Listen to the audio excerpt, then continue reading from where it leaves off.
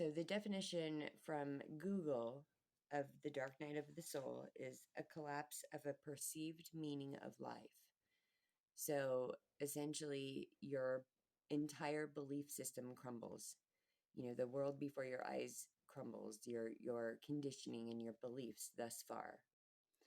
A lot of emotions and a lot of feelings come with it, and people do parallel it with depression. And I can vouch for that. And I'm not usually a depressed person, and I'm not even a depressed person right now, but going through this for the last few weeks, um, I have felt depression, I've felt rage, I've felt anger, a lot of sadness, a lot of, fear around what I'm facing. And that is part of the dark night of the soul, is facing your inner demons, facing your soul, facing yourself completely and wholly. So for me personally, it started because I mentioned it to my partner. I said, I think it's time for me to go through my dark night. And I don't know if there was like a deep feeling behind that, or I mean, there must have been, for me to randomly think that it's time. And once I did say those words, my body then took over. I couldn't back out. And then more realization of what I was doing came, as each day went by, and more fear came. Um, and my body has now completely taken over, and it's having me go through all of these steps, which are good. It's positive. It's not easy.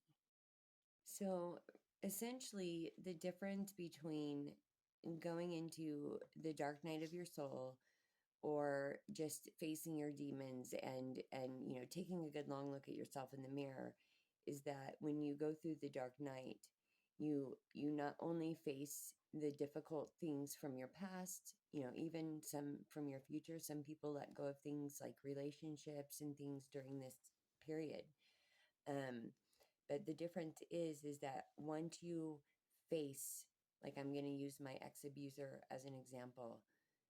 Once I face him, and I don't mean in person, like I'm not walking up to him. I don't know where he even is, and that would be stupid and dangerous. But in your mind's eye, so I have been working up to in visualizing me walking up to him and standing right in front of him and looking him in the eyes, saying, I forgive you, and turning around and walking away, and not bringing anything back with me from that. So that's the difference. You can take a long look in the mirror, you can do, self-healing and self-help, but literally letting it go to where it is no longer a part of your life, because it no longer serves you. It no longer serves me in any way to hold on to him. I feel like sometimes I hold on to things because it feels safe, like I'm controlling it, but it's really keeping me sick and weighted down. And so during this dark night period of time, it can be days, it can be months, it can be years for people. I am walking away, and I have all these visualizations in my mind, and that's me basically manifesting and moving energy around to get rid of what no longer serves me. And I'm my goal, and everyone's goal coming out of this, is to literally not have that be a part of your life anymore. And with a lot of these things, that's difficult, but I've been able to. He, for some reason, was the first thing that I've been able to do. And I always thought that would be my hardest, but there's things that I have to face that are a lot harder than that. And he killed my daughter, so that's pretty significant. Um, but where I visualize him, and I don't know where this place is, but it's this huge room. It's this huge empty room, and it's kind of like rust colored and like natural colored, but it's kind of darker in tone. And there's just nothing in this room, and we're standing in the middle of it. He's like 6'4" and I'm 5'6", and so I'm standing in front of him in the middle of this room. And I've done this multiple times, The first time I had a lot of fear, the second time, not so much, the third time, not so much, the fourth time, none. Like I can face him in my mind's eye without any fear now. And next time I face him, I'm going to look him square in the eye and forgive him. And I'm going to turn around and walk away and leave him in that room and shut the door. And that's what I intend to do with all of the things that I'm going to be facing. So I'm always telling you guys that language is creation. And literally once I uttered these words to my partner, I think I'm getting ready to go to my, through my dark night. I created it because I couldn't back out at that point. So again, words are everything. Words are creation. I created the time period for me to go through this because I think I knew that I really needed to.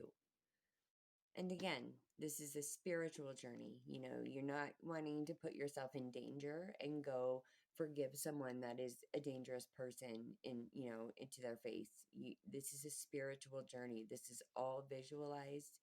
There may be some people in some situations that I can go, talk to and let go of. But when it comes to safety, you've got to, be mindful of that. You don't want to go up to your ex abuser or someone who's hurt you physically or, whatever, and put yourself in that situation. This is you doing your healing in your mind, and it's like your permanent, final goodbye. So that's essentially what the dark night of the soul is. And people go through it at different times throughout their awakening. And I am, as most of you know, in the middle. I think I'm pretty much square in the middle of my liver treatment, which was a 2-month long treatment. And so in about a month, I'm going to have no illness in my blood. My liver will be healed. I will have hopefully completed my dark night of the soul and let go of all my trauma. And my partner and I were talking about like how significant that is. Like I've walked around my entire life with 1,000 tons of weight on my shoulders, and I've walked around for over 20 years with a very ill liver. And I'm getting better health physically and mentally at the same time. And I literally can't even visualize what that may feel like or look like, but I'm trying to. It's going to be so fucking significant. I just don't even know what to do but laugh when I think about it. Letting go of everything that's drugged me down so far my whole life. Letting go of things that are really hard to let go of, you know? And I'm excited and I'm nervous and I'm scared and I'm all the emotions. I am. And I have walked around this house stomping and throwing fits, and I've walked around this house depressed, and I've walked around this house super happy. It's a roller coaster. But I can tell you honestly that I have so much gratitude that this is happening right now because I need it to. I'm 45. I've been carrying this around for so long, and it adds and it adds and it adds. And then I've got, Colette's death to add and all the things. I can't carry it anymore. My greatest manifestation is to be the best mom I can be. I have this chance with my little Jill to be a sober mom and be present. And knowing that in the back of my mind, that's what I manifest every morning and every night, along with other things. But that's my most important. And when I get through all of this, like my body is physically healed and my trauma is gone. Like I'm living from the present only. There's no past trauma.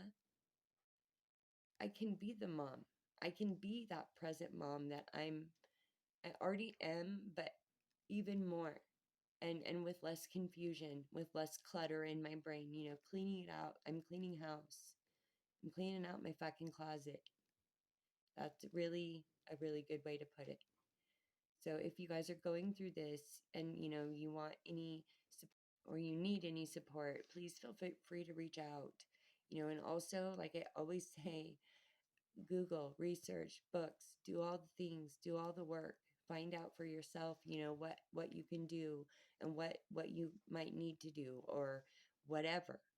You know, I never jump on here without doing research first, and I